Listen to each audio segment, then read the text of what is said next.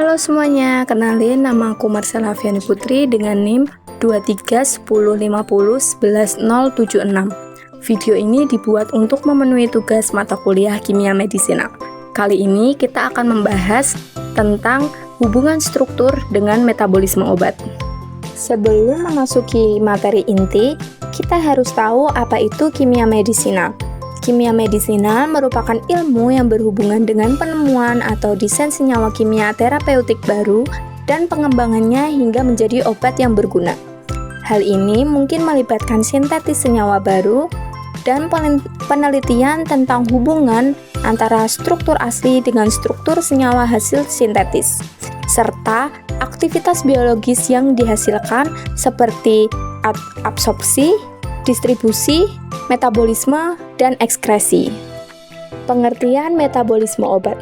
Metabolisme atau biotransformasi obat merupakan proses biokimia di mana tubuh mengubah struktur kimia obat menjadi bentuk yang lebih mudah dieliminasi dari tubuh.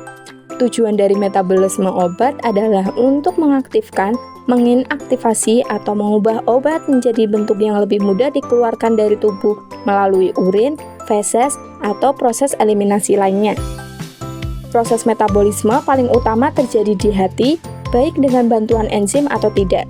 Metabolisme obat dapat dibagi menjadi dua tahap, yaitu fase 1 dan fase 2. Respon biologis obat.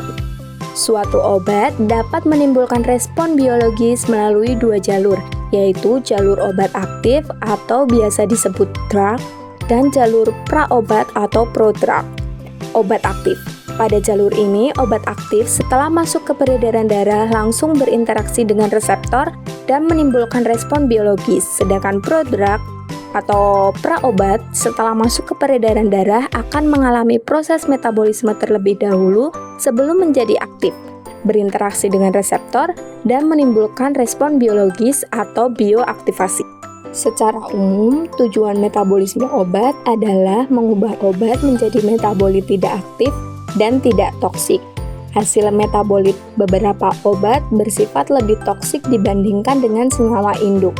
Dan ada pula hasil metabolit obat yang mempunyai efek farmakologis berbeda dengan senyawa induk.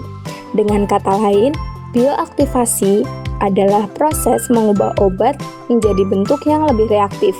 Bioinaktivasi adalah proses perubahan obat dari bentuk aktif menjadi tidak aktif. Dan biotoksifikasi adalah proses ketika metabolit obat menjadi lebih toksik daripada senyawa induknya. Sebelumnya kita telah menyinggung tentang dua tahap metabolisme obat. Jalur umum atau tahap metabolisme obat terdiri dari dua fase, yakni fase 1 dan fase 2. Reaksi fase 1 terdiri dari reaksi oksidasi, reduksi, dan hidrolisis. Reaksi fase 1 mengubah obat menjadi lebih polar dan mudah diekskresi, dengan akibat menjadi inaktif, lebih aktif, atau kurang aktif. Pada fase 2, terjadi reaksi konjugasi.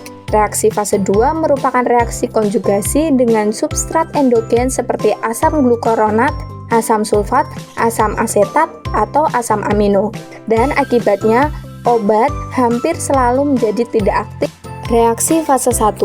Tujuan reaksi fase 1 yaitu memasukkan gugus fungsional tertentu yang bersifat polar ke struktur molekul senyawa. Contoh gugus polar yakni gugus OH, gugus COOH, dan gugus NH2. Reaksi fase 1 dapat dicapai dengan secara langsung memasukkan gugus fungsional, contoh hidroksilasi senyawa aromatik dan alifatik, atau memodifikasi gugus fungsional yang ada dalam struktur molekul.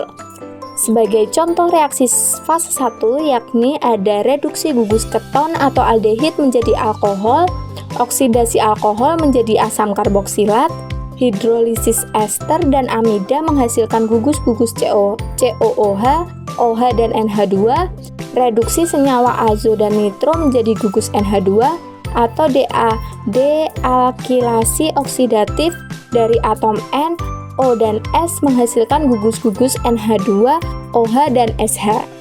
Reaksi fase 2. Reaksi fase 2 terdiri dari reaksi konjugasi, sebagai contoh konjugasi asam glukuronat. Reaksi lainnya seperti reaksi asetilasi dan reaksi metilasi. Sebagai contoh, terdapat struktur propil tiourasil dan fenilbutazon yang mengalami reaksi konjugasi.